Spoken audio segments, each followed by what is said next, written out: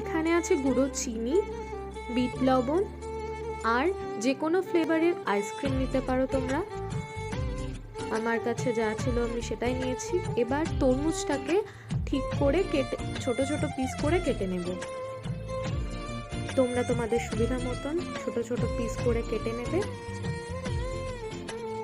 এরপরে এই পিসগুলোকে ধীরে ধীরে ব্লেন্ডারের মধ্যে অ্যাড করব এবং হালকা ফ্লেমে এটাকে ব্লেন্ড করে নেব। তারপরে এটা থেকে ছেঁকে নেব, যেহেতু আমরা বীজগুলো আলাদা করিনি।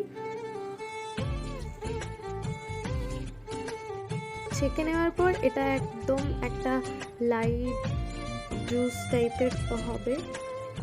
এর মধ্যে চিনি, নুন পরিমাণ মতন দেব।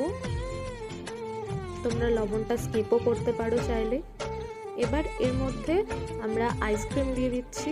এর মধ্যে তোমরা চাইলে একটু এই পার্টে লেবুর রস অ্যাড করতে পারো, তাতে একটু টক টক ভাব লাগবে। তবে আমাদের বাড়িতে কেউ টক পছন্দ করে না। এটা ছিল কোকোনাট ফ্লেভারের।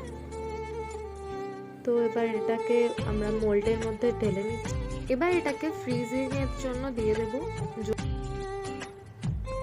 এটা আমরা ফয়েল পেপার দিয়ে আটকে নিচ্ছি। আর এক্সট্রা যেটা ছিল সেটাকেও ছোট ছোট কাপে ঢেলে নিয়েছি এবং সেটাকেও দিয়ে দেবো ফ্রিজে। আমাদের আইসক্রিমটা জমতে মোটামুটি 3 ঘন্টা মতন লেগেছিল। আইসক্রিমটা জমতে 3 ঘন্টা মতন সময় লেগেছিল। আমাদের বাড়ির সব থেকে ছোট সদস্যটার আইসক্রিম, বিশেষ করে তরমুজ ফ্লেভারের, প্রচণ্ড ফেভারিট। তো সেই রিভিউ দিচ্ছে, তার খুব ভালো লেগেছে। ভিডিওটা ভালো লাগলে like, comment, share and subscribe our channel. দেখা হচ্ছে নেক্সট ভিডিওতে।